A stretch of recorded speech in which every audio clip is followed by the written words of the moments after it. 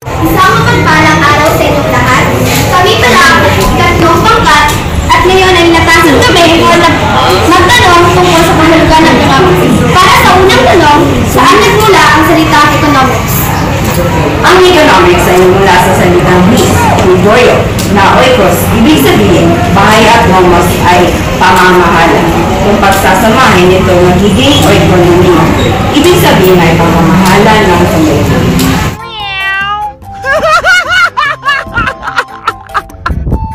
Para naman sa ikalawang tanong, isa sa pag-aaral ng economics, paano nga ba tutugunan ang walang katapusang kagustuhan at pangangailangan ng tao?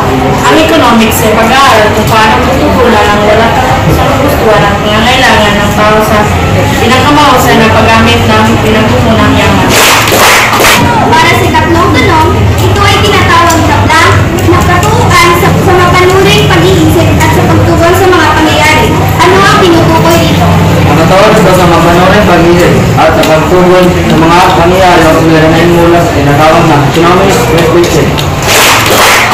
Para naman sa ikapat na tanong, sinisikap nito mapalawak ang kakayahan ng tao sa pagbuo ng blank.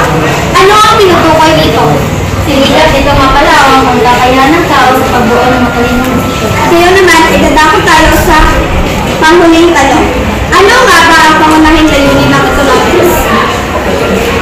Pangunahing ito ang pagtugon sa sinanong katutusan. Maraming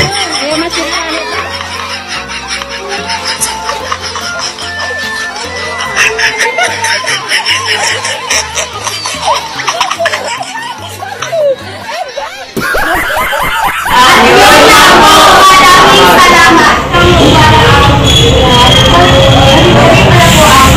Malawak pang kami ang ng tax and automatic security. Anong tinutukoy naman makukos pagdating ng panahon? Ang yaman likas ng sinasabing maaaring maubos pagdating ng panahon.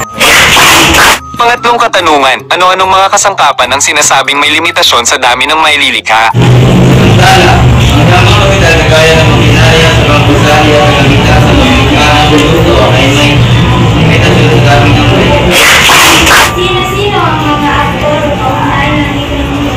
Ngayon ang ekonomiya gusto ang kamayanan at kamayanan.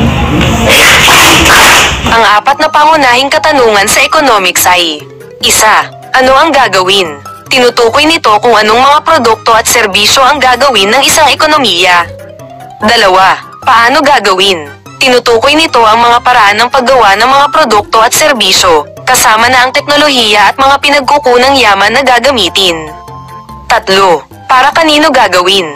Tinutukoy nito kung sino ang makikinabang sa mga produkto at serbisyo na gagawin. Apat, gaano karami ang gagawin? Tinutukoy nito ang dami ng mga produkto at serbisyo na gagawin upang matugunan ang pangangailangan ng mga tao.